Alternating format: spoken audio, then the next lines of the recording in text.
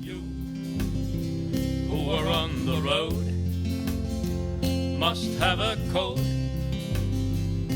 that you can live by, and so become yourself. Welcome to Toe to Toe with Ingo, a podcast from the National Center for Voice and Speech. This series brings together leading scientists in voice and speech science for candid, thoughtful discussions and foundational questions in the field with Dr. Ingo Titze. These conversations are intentionally rigorous, occasionally uncomfortable, and always grounded in respect for evidence, curiosity, and one another. My name is Andrew Parker. I'm the Communications Director at the NCVS, and I'll be serving as your moderator today.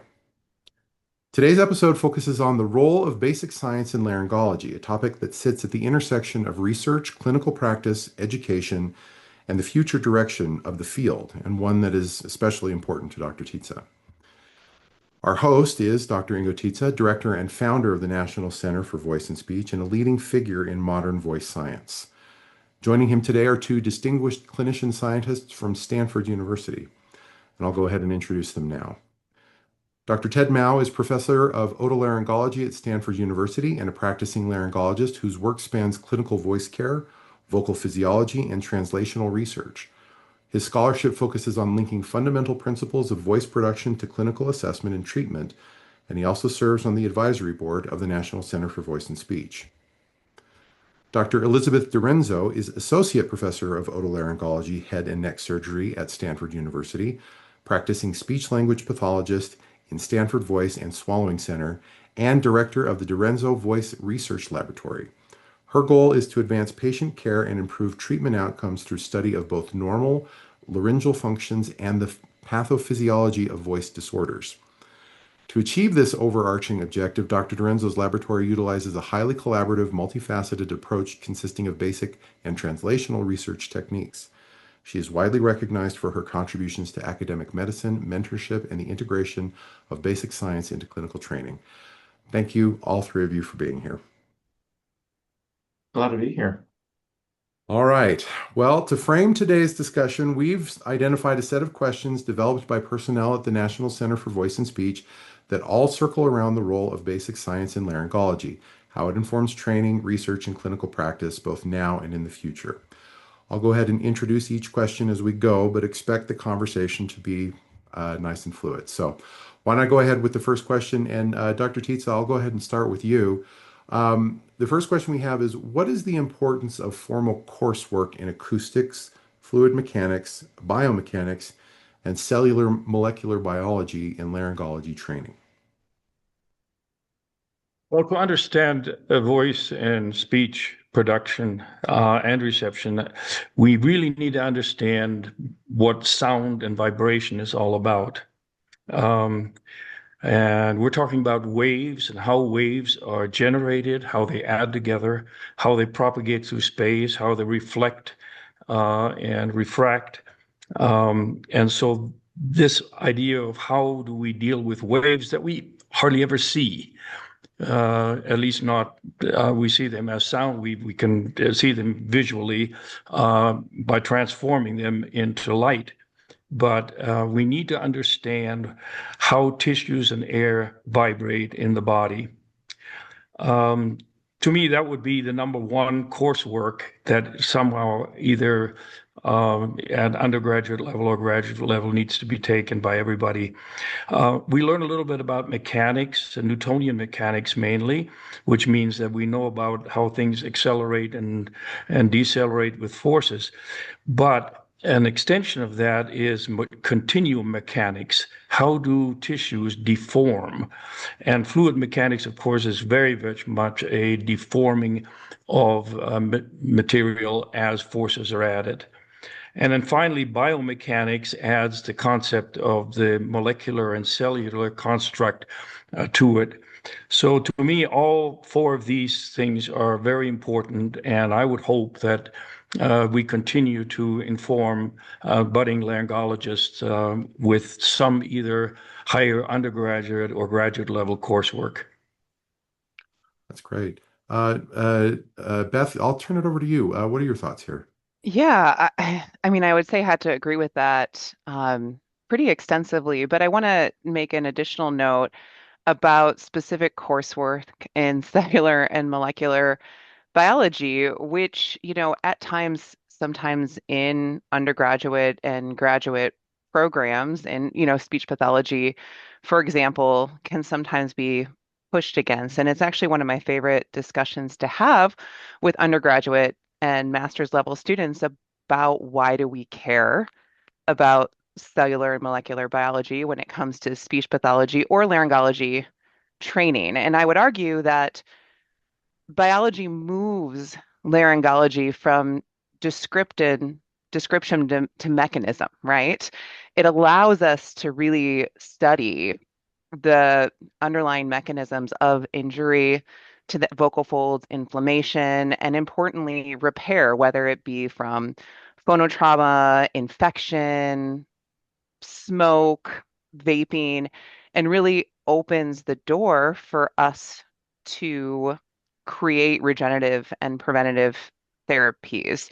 So I think that the way that I think about this coursework in general is allows laryngology practitioners, including otolaryngologists, speech pathologists, even voice teachers, to not just apply techniques, but understand why they work and how to make them better. Ted? I'll maybe bring a slightly different perspective. So when I think of laryngology training, I am thinking of clinicians. So folks who have done laryngology fellowship after finishing an otolaryngology residency. So for those people, their work is really focused on clinical care.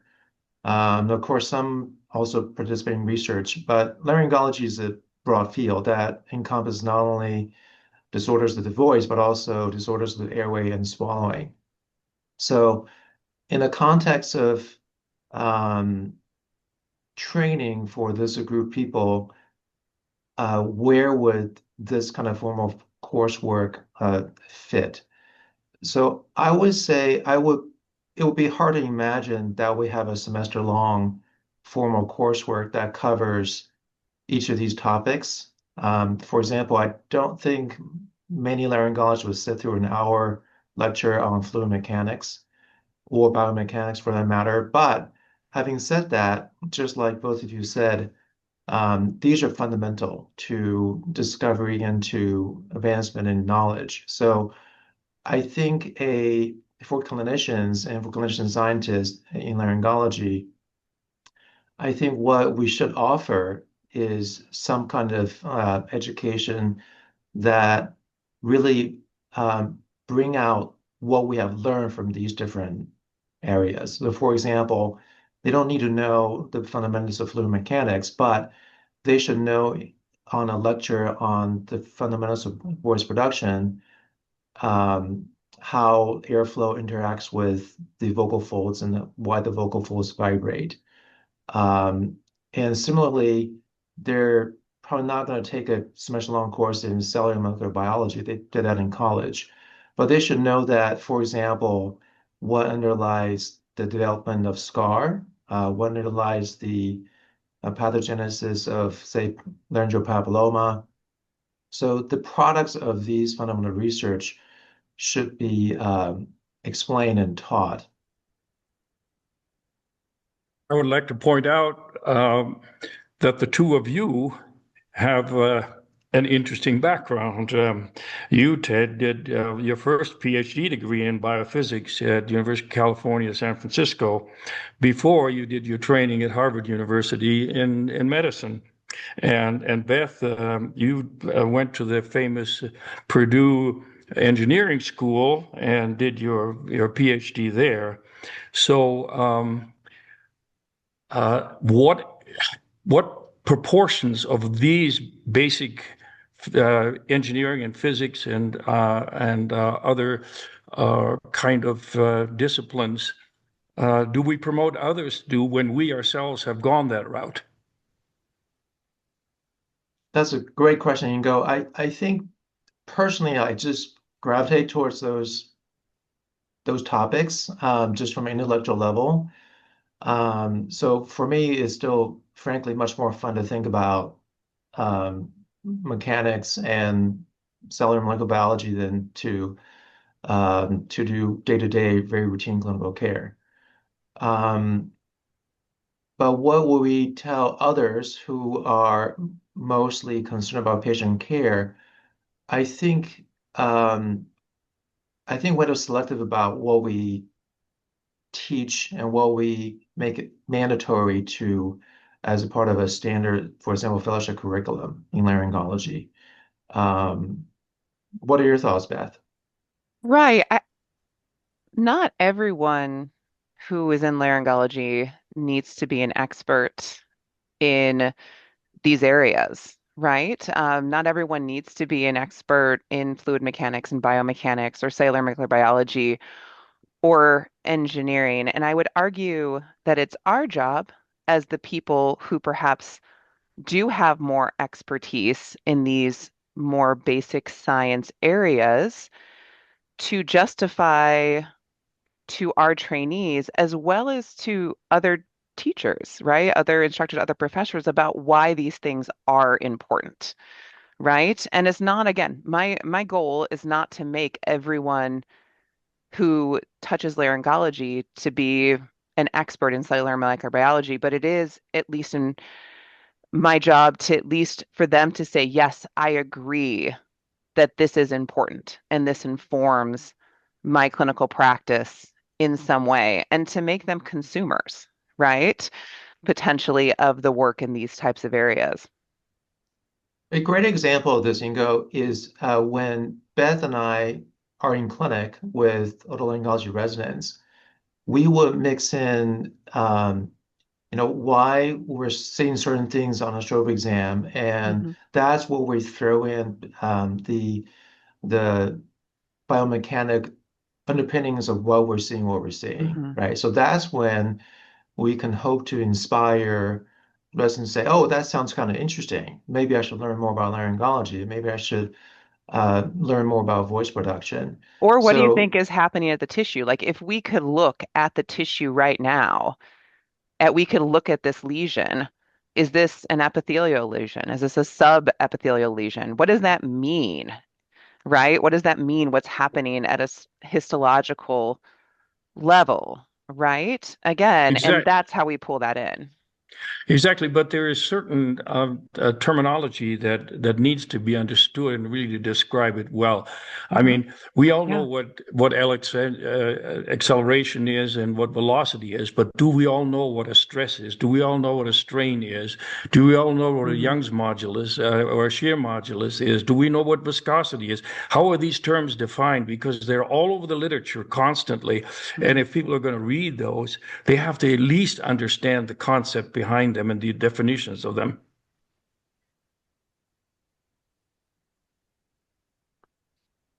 Great. Do you guys have some other thoughts on that? If not, we can move on to the next question. Um, Hmm.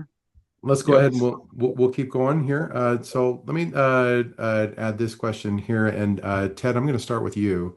Um, will basic science continue to have a strong impact in laryngology research and clinical practice in future years? absolutely, absolutely.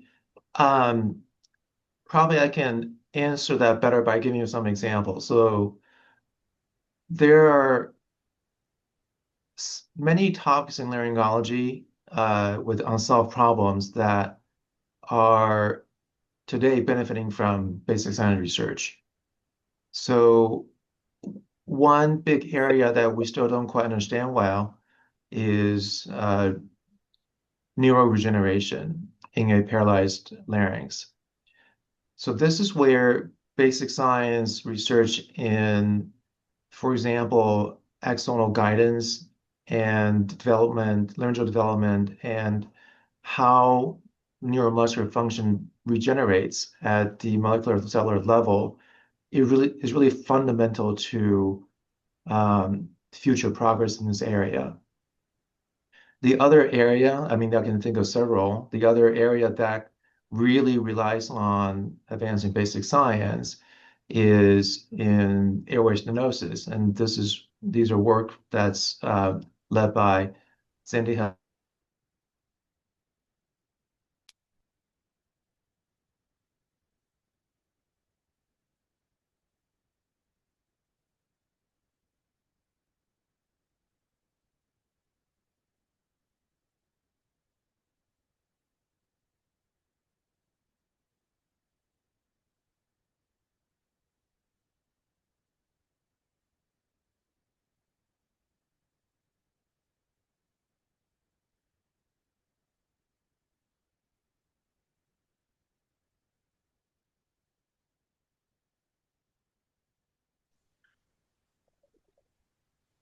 The ordinary things that take so much of our time can so well be abbreviated with AI. But that to me means that we can take a little bit more time and discuss the extraordinary phenomena, the outliers, the things that aren't everyday experiences, so that we can eventually, I think, move the field forward by looking at new phenomena, brand new phenomena that have not been described and that are not part of the AI set. That's just my little comment about the future and how excited it can be with keeping basic science alive. Ingo, what do you have in mind when you say new things that we don't know yet? Well, I was very inspired by a book written by Thomas Kuhn many years ago, about 1962. He wrote a book that he titled "The Making of a Scientific Revolution." And it was all about paradigm shifts. It was all about taking a lot of time and looking at your data set, not so much of what the average trend is, but what are the outliers? What are the abnormal Hmm. cases that you would like to use statistics to remove, but you should. He Yeah. says you don't want to remove them. You want to look at them again and again. And if they show up again and again, then spend your time with that instead of wasting your time with so much of statistically normal things. That's a great point. I think AI can help us to identify those outliers, right? Um, that's where you can take that first step, um, the big effort expended on the first step, to kind of outsource that to AI and then focus our time on actually looking at those outliers in order to discover new things. That's exactly, uh, you've said it better than I did. Thank you. Beth, I'd like to get your thoughts Yeah. on this. Yeah, I think that when I think about basic science continuing to have a strong impact in, laryngology and research in future years, I sometimes think about, the ethical component of what we do. I would love if, we could do everything.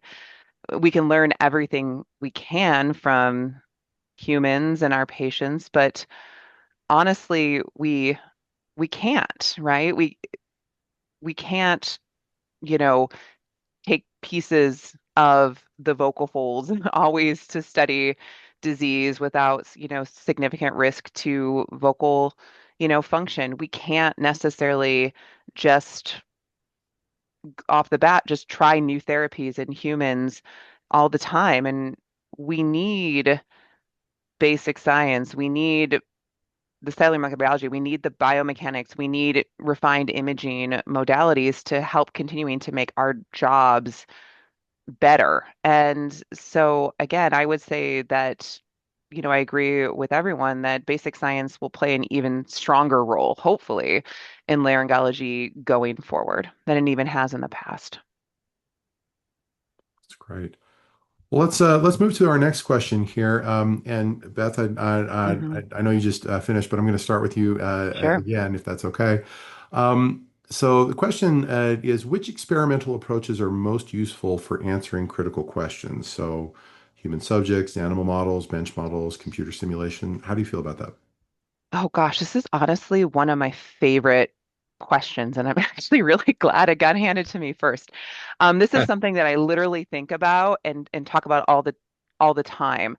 And this is something that the mentors that I, worked with during my PhD, Preeti Shivashankar, and in my postdoc, Dr. Susan Tebow, really had a lot of great discussions with me about, and that really instilled with me, I think, a passion for this question. So to answer this, I really think the choice of experimental medium is going to depend on the question that you're trying to answer ultimately at its core, right? Human subjects, provide obviously probably the most directly relevant data for clinical outcomes, but there's, as I kind of mentioned before, there's always obvious, sometimes ethical and practical, limitations. So animal models, for example, are going to allow us to look at biological systems in a really controlled way that are great for, long-term injury or wound healing studies that we couldn't do in humans. Bench models and those type of things we think about are cell cultures of, you know, cells from the larynx, like epithelial cells or fibroblasts, or even tissue engineered constructs, give us really precise control over variables that we couldn't do otherwise. And then, computer simulations can even then start integrating across scales, generating hypotheses and helping, predict outcomes in biological systems. So I think then in practice, probably right, the most impactful research combines these approaches and kind of a pipeline from cells to animals to humans guided by computational modeling, right? And no one person can do that alone, right? So, how do we answer the best questions is by every single one of us here has different expertise, right? And it's all of us working from different angles to answer the question. I Dr. love the fact that you stated it by it depends on the question. I think we don't spend enough time thinking about the importance, the value of the question. We spend a lot of time Hmm. in statistics saying how valid is the answer by doing all of the right statistical analyses, but how good is the question? But he also mentioned that not all of these methods are available in every laboratory. So a young person coming into the field has some tough decisions to make because if they go to one laboratory, there's going to be a high emphasis on one of these techniques Hmm. and maybe none on the other. And in midstream might find out, oh, I wish I had gone into this uh, uh, methodology and Yeah. as opposed to the other methodology. So I think it behooves us to help people early on in their careers to really say, what do you want to solve in your lifetime as your most important question, and then help them find the team that works for them. That's great. Ted? Those are great thoughts. So, and I think is nowadays you also see in a single laboratory, there are multiple types of experimental systems going on. I mean, I think Beth can probably comment on her laboratory of using a combination of cellular and more tissue-based Hmm. Yeah. systems to study a single question. I think that's the power of having multiple tools in our toolbox nowadays to tackle a single question.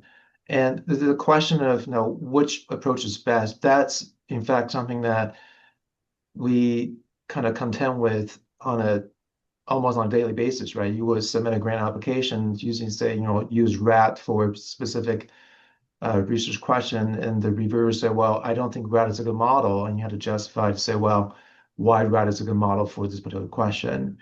The other thought I had was, I think, Ingo, you have really devoted your career to computer simulation as part of your career, but I think the value of that may be underappreciated by Yeah, definitely. practitioners, because I think those of us who work with human problems every day um, don't quite it's harder to understand why computer simulation matters. But I think the value of computer simulation is you can test hypotheses and generate hypotheses in a relatively short amount of time. Um, so that, and there are questions that you can ask in simulations that you cannot ask in more real life systems. So I think there's always going to be a role for simulation, but I think in the field of laryngology, it's probably underappreciated. I completely agree.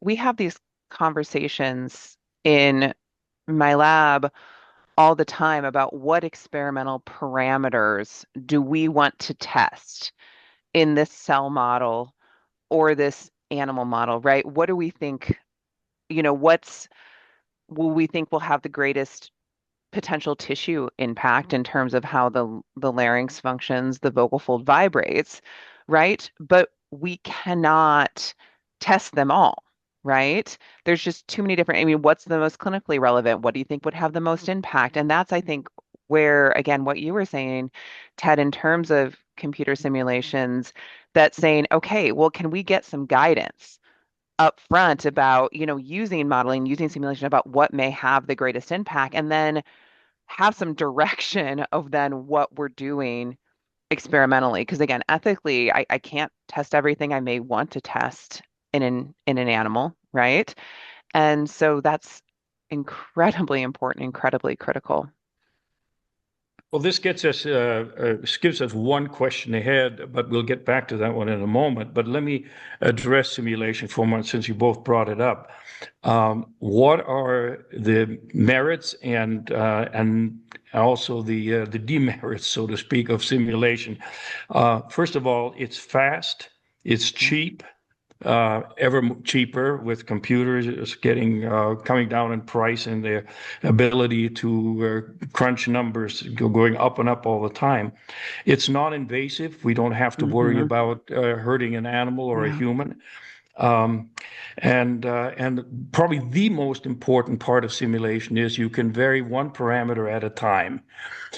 You can never do that with animals and humans, No. because we are not made to change one thing in our body. Everything is always a combination. But let me also point out what is a liability in simulation. It is never better than the weakest parameter in your code. And we all have very, very accurate parameters when we do simulation, but we also have very, very weak ones. And the weak ones are where we haven't got the measurements behind it. For example, if you're dealing with tissue deformation, how well do you know how a ligament deforms or how muscle fibers operate and Right. stuff? And so we make gross assumptions sometimes in simulation, along with very high fidelity computations. And that's a liability. And I'm the first one to admit that. I've spent my lifetime doing simulations, but every time I write a paper, I say to myself, yeah, I can sell this, but do I have to be careful to point out where the weaknesses are? But that's where measurement and simulation have to go together. And that, I think, that is so Yeah. important. Beth, I'm going to toss this back to you and ask you, since you were excited about this particular question, any Mhm. additional thoughts before we kind of move on? Not at this point in time. Again, it's it's a fun I actually think that this is a fun question. It's just like a fun question to think about, right? When you're doing science, when you're doing experiments, right? And I think it can sometimes feel just in general so stressful, right? About how do I do this? How do I answer this? But this is where these conversations come in to play. And I just like to say, like, I think that in early scientists, early in training, this feels so stressful so often, but I just want to just go back and reframe it and said this is actually sometimes one of the most fun things that we get to do is to kind of come up with the questions and then come up with the ways to answer it. That I think should be exciting and not scary. That's great. You seem to suggest that there might be some new policies from NIH Yeah. regarding animal use for mice, dogs, Yeah. and other animals. Do you have any more insights into that? Yes. Yes. So for those that may be listening today that don't follow this, I don't know, for as closely as I am, and the National Institutes of Health, in mid 2025, so last year, um, had some pretty major policy shifts in terms of funding for animal studies. So, in short, they are really the NIH is de-emphasizing opportunities exclusively for animal only research and instead prioritizing more like human focused methodologies. So again, literally think of like behavioral studies with human subjects. If it's more like biological thinking, like organoids, using organoids, other cell culture modeling, using more AI clinical trials, requiring researchers to have further justification for animal use. Um, the idea is to reduce animal resilience and accelerate human health advances, but though it doesn't ban animal research entirely. So, with that being said, this is a pretty major change. So, will NIH policies influence how we use animals like mice, um, rodents, rabbits in research? Yes, um, of course, especially where other alternatives are possible. So this is, I mean, so I'll be upfront right away is I use a lot of animals when appropriate in the research, in the specific type of research that I do. And I would argue that preclinical animal models remain essential, though, despite this change in policy. And I would love to give just, if you guys don't mind, a couple like specific examples that we've kind of alluded to before. So, for example, animal models allow us to study vocal fold injury and wound healing over time. So, for example, one of the biggest problems and one of the most challenging problems that we treat in laryngology is vocal fold scar, right? And so with animal models, we can look at how scar develops in terms of inflammation, fibrosis, extracellular matrix remodeling over time after phonotrauma or surgery, right? We couldn't, we can't understand that development in a human. We just see a mature scar, right? And without that, we can't really develop therapies. Animal models have allowed us to understand how the vocal folds and the larynx develops over time. We've talked a little bit about neuromuscular control of the voice, right? We can selectively injure or stimulate laryngeal nerves. I do a lot of work with environmental exposures like vaping and smoking. Um, I can't start adolescents vaping to see how that changes their voice over time, but I can do that in animal models. So I think that despite this de-emphasis, it's going to change how we use, but preclinical models are still necessary. And I'll end with saying, though, that this is a really important reminder of the importance of translating, though, findings to humans, right? That's where I think, again, human-based translational models really continue to come in to play. So again, it's de-emphasizing preclinical animals, but in my opinion, these are still so critical and so important, and also a strong reminder about the importance, though, of the translation piece that we need to do. So I'll stop there. Going back to Ingo's point earlier about changing one variable at a time, animal models are really the only way where we can, especially in a transgenic mouse, for example, to change one variable and see how that single change actually propagates through an entire organism and look at the phenotype that we care about. There's no other way to do it before we get to human clinical trials. So it's an incredibly important component of biological research and clinical therapeutic development. So I think um, the I mean, may have to contend with the policy shifts, but I think there's maybe also a role for um, advocacy and public input, perhaps in a different environment in the future. Ingo, what are your thoughts?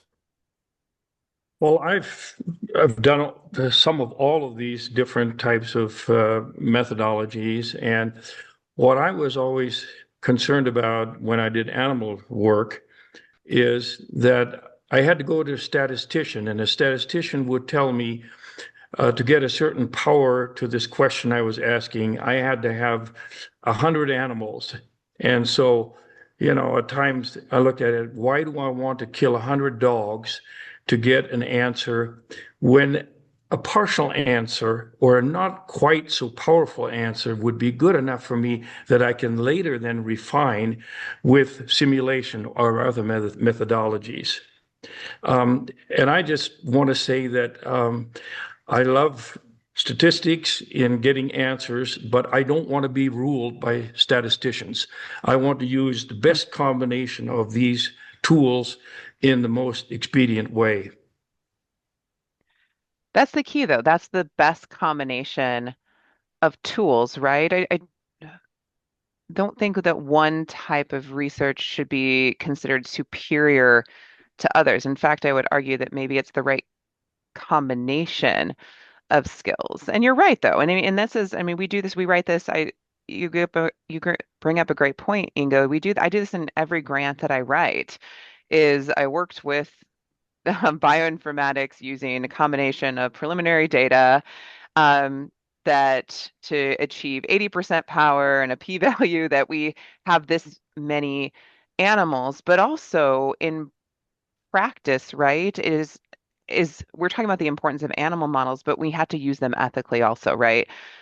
The minimum necessary issue, right? And if we can use less animals when we use a combination of techniques or use our statistics as we go and not just say, okay, we need 100 animals, but as we collect our data, we run further power analyses and notice that, hey, we can actually stop now, right? Or we'd have enough information to now move to different models. That's a really good thing too. That even those of us who routinely use animal models need to be thinking about, right? Because we shouldn't be flippant about the use of these model systems either. Right. I think we've come to some kind of agreement here. Well, great. Let's move to our next question then. And Ted, I'm going to ask you to weigh in on this first.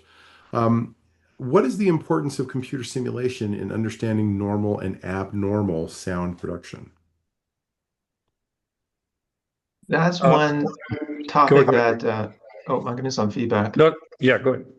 That's one topic that actually I had a good fortune of working with Ingo on this for a number of years. Um, I think especially for clinical situations where we don't quite understand why why something's abnormal. So, for example, why do patients who undergo glottoplasty have decreased loudness and decreased sound output? And what is the quantitative relationship between how much web you create versus how much power they lose? So that came from simulation, and that will be much harder to do in real life because there's so much heterogeneity in the human population. So I think there's a great role for computer simulation, especially in those areas where we don't quite understand the why something occurs. I think one challenge of simulation in those scenarios is, by definition, those abnormal voice production involves not typical systems. And then when you have a simulation whose stability may depend on having symmetry and having normal structure, etc., then the performance of simulation may be less reliable when it comes to aberrant geometries, aberrant parameters. So again, it goes back to our earlier point about using the right tool to answer the right question. That's great. Um, Elizabeth, I'll turn it over to you. This is an area that I don't have a lot of firsthand experience in, but I'm a guess what I would say is consumer more of the work in this area as opposed to a user as much. So, I mean, to me, of course, I consider it to me be an incredibly powerful tool. And I think there's at times reading other people's simulation work has helped me generate hypotheses that I can try to test in, cell cultures, animal models, or even potentially clinical studies. And so I guess I have a maybe just a question for my other experts today. Just thinking about this, because we talked about the importance of computer simulation of normal and abnormal sound production. Do you feel, I just actually have a question is, do you feel like using simulation, we've really learned what we need to about normal production at this point in time? Or are we still able using these simulation techniques to learn more about what's normal? And is that still helping us at formal what's abnormal? And also, like, how much heterogeneity? I mean, we see a lot of range of normal clinically, right? There's a range of normal. How is a range of normal reflected in simulation? I'm just curious about that. Well, I'll just give you one example. There was a tremendous paradigm shift that took place when we went from the linear source filter theory Hmm. of voice production to the nonlinear theory. And without simulation, we would have never gotten to the nonlinear theory, meaning that the entire airway affects what the sound source is doing. We used to think that the sound source was a buzzer and was independent of how the rest of the airway handles it. It was just transferred from the larynx out to the mouth. But now we know that the entire airway and how you shape it affects the sound source itself. And I give all the credit to Gunnar Font and the people at Bell Telephone Laboratories that I worked with in early years who came up with that. It wasn't so important in speech, actually, but Hmm. it's incredibly important for understanding calling and shouting and singing and all of Right. these ways that we use the voice. The other part of this is that, this ties back to our earlier discussion on animal models and what model systems are good for what. So when you talk about normal voice reproduction, I think one of the advances in the last 10 years is from Dinesh Chetri's work at UCLA Hmm. using and kind of ex vivo canine Right. formation model Hmm. to really get essentially define a very detailed voice range profile as a function of graded stimulation of the recurrent and supralaryngeal nerves. Hmm. So simulation has pushed that as far as it could, but then you had to rely on validation against the data from those experiments in the laboratory. That in turn then makes the model stronger. So there's a kind of a bidirectional feedback, I think, between simulation and experiment when it comes to understanding normal voice production. Well, let me ask this because I'm going to skip ahead a little bit since we're talking about normal, but there's a question here towards the end, and we'll come back to another one that it's about why should clinicians in laryngology care so deeply about the fundamentals of normal voice production? Ingo, why don't we start with you? How would you answer that?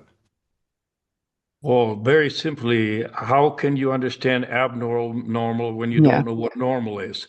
I mean, the two are side by side. You find only an abnormality when you understand what normality is. Yep. Beth, what are your thoughts there? That, 100% that. I mean, really though, right? And I mean, that's exactly, as soon as you pose this question, that's exactly what I was thinking. And also, again, understanding that there's not just, I alluded to this a little bit before, that there's not just one normal, right? Understanding that there can be a range of perhaps what looks normal too, and you have to synthesize, many different aspects of laryngeal function together to kind of come up what's normal versus abnormal, or maybe, there's one part of the phonatory mechanism that's working more normally and other part that's not, right? And so I think having that understanding, I without understanding what's normal, as a clinician, the part of my clinical practice, I certainly couldn't treat patients that were having problems if I didn't understand what more normative function is. I think it also improves our patient care. I think if we understand what goes into normal production, then I think it's easier to explain to a patient in front of you who has a voice problem, and to maybe make the disease a little more understandable and a little more, I don't want to say acceptable, but I think when you understand the problem more, it's a little Mhm. easier to um, understand the reality of a problem. Yeah. That's often missing in patient counseling. And I think my impression is that patients appreciate it when you can explain to them why something's happening. Makes sense. Let me switch gears just for a brief minute here. And Ingo, I'd like to toss this question to you first. Um, will machine learning from large data sets and artificial intelligence diminish learning from physical principles, or is it going to fundamentally change how those principles are applied? Well, I have a little bit of fear and of enthusiasm, as most people do, about AI. I think if we use AI to expedite and simplify routine things that we do all the time and waste a lot of time with, then I'm all for it. But if AI ends up making just our lives easier and we don't spend time, as I mentioned earlier, about Thomas Kuhn's concept of looking at new and exciting areas that have not been explored and that aren't part of the AI data set, then I'm worried about it. So again, as everybody that you listen to, they always give the virtues and the vices of AI, and I think we're in that same basket. Beth, what are your thoughts? I have a lot of the same feelings, I think, as Ingo talked about regarding AI, and in a bit of a combination of enthusiasm, but also a little bit of fear. Like,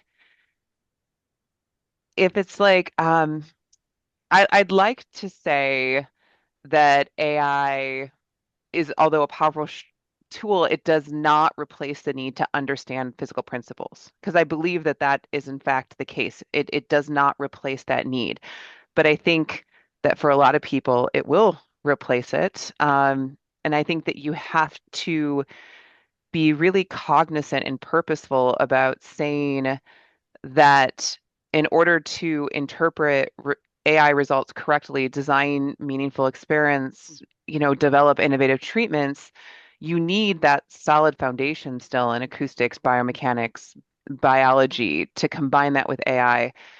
Um, it's like giving, like, and if I had to like use an analogy for a second, like if you give someone, let's say, a map, but they don't know the terrain at all. Maybe what does it mean? Like, how do you interpret it? So I think AI is going to continue to be used, but should be used with caution. And also, in order to interpret what it's giving us correctly, we have to still have these basic understandings of these principles. I think a great example to shed light on that question comes from outside of our field. So the 2024 Nobel Prize in Chemistry was awarded for protein folding. So this is the question there is, how do you take a primary sequence of amino acids and then predict the three-dimensional structure of protein, which underlies a large proportion of human disease, right? So this is a problem people have been working on for decades with the brightest minds in computer simulation, in chemical engineering, and you can understand how one small molecule interacts with another one. But when you're dealing with a large complex structure, even though we understand the basic principles of how atoms interact, when you have such a complex system, it was just beyond what we could do um, Hmm. without AI. But then we, though the scientists who won the prize and their colleagues managed to eventually get to a point of developing an AI system that now predicts with high accuracy these three-dimensional structures from a sequence. So this is a great example of the power of AI, that it can solve problems that we just could not solve. It comes beyond the envelope of what it could do from principles, just because the system is so complex. Hmm. Makes a lot of sense. Yep. Thank you. Yeah. All right. Well, I'm going to go ahead and wrap us up with one final question to start with, and Ted, I'd like for you to kind of kick us off on this one, and it's more of a future-facing question for each of you. What new knowledge in voice science would you like us to have by the year 2050 that we don't have today? I would love to know by 2050 how the brain controls voice production. And specifically, I'm thinking of laryngeal dystonias. Hmm. Um, Still a difficult clinical question. We are relatively good at treating some kinds of dystonias and not good at all in treating other types of vocal dystonias. And the focus is on the brain, it's on circuits, etc. I think the advance in that area will come from advance in neuroscience, using artificial intelligence and um, other means to really understand how um, speech and voice is regulated by all these complex circuits in the brain. That's great. Beth, Yep. your thoughts? Sure. This is such a great question, and I think that I can answer this in a lot of ways, but I want to think about this a little more broad than Ted stated with more of kind of a specific question. But by 2050, I would, as a whole, would love if voice science to kind of fundamentally change how we think about the human voice, specifically voice problems, not more as something we react to when it's broken, but more of a mindset of how can we predict, preserve, and even then optimize function, right? So more, again, a little bit more protective as opposed to always reactive when it comes to, voice problems. So from like a very maybe more vocal fold biology standpoint, which is where I spend so much of my time, is can we map specific cellular molecular biomechanical states directly to voice output? So can we anticipate how a voice will change before injury or disease ever becomes clinically apparent? And there you see some work being published in this area already. I think of a paper that has Greg Dion and Ryan Bransky in this area, and kind of towards that end too, where regeneration is no longer experimental, right? When we're looking at regenerating tissue, that it's not just being tested in cultures or animal models, it's being more tested in humans and it's actually effective. And I would love to see that in the next 25 years. Sounds like a simulation problem. There you go. Ingo, let's close it out with your thoughts on this. Well, my thoughts are very close to Beth's in this respect. I see two things that can be solved, I think, in 25 years. One, I would like to see more emphasis put on exercises, specific exercises that humans can depend on to increase the properties of tissues that they have. For example, what exercise do you use to build your vocal ligament? what exercise can you do to strengthen the epithelium, or basically the connection between the epithelium and the lamina propria, so that we can avoid injury in the future. And what exercises do you use to strengthen the muscle fibers? Yeah. So all of these, I think, would be fun investigations for the future that involve simulation, human subject work, and animal work, and all of them. And then finally, there's much emphasis these days on multiphonics. In other words, can you produce intelligently sounds with more than one sound source? With the true vocal folds, the false vocal folds, the aryepiglottic folds, and even other vibrations that take place in the airway. And right now, all we hear is basically rough sounds when all these sources are vibrating together. Can we sort them out, and can we organize these multiple sound sources to work together to produce more acceptable and controllable sounds? So those are two areas that I'd like to spend 5 more years in, but I don't have them. So I hope somebody does. All right, great. Well, thank you everybody for today. Dr. Titze, Dr. Mao, Dr. DiRenzo, thank you very much for a thoughtful and very substantive conversation. For all of you who are listening, we hope you enjoyed this inaugural episode of Toe to Toe with Ingo, a podcast from the National Center for Voice and Speech, and we hope that you'll join us again next time. Until then, my name is Andrew Parker. Keep asking good questions and follow the evidence where it leads. We'll see you again soon. Just a goodbye. Teach your children well, 'cause their father's hell did slowly go by.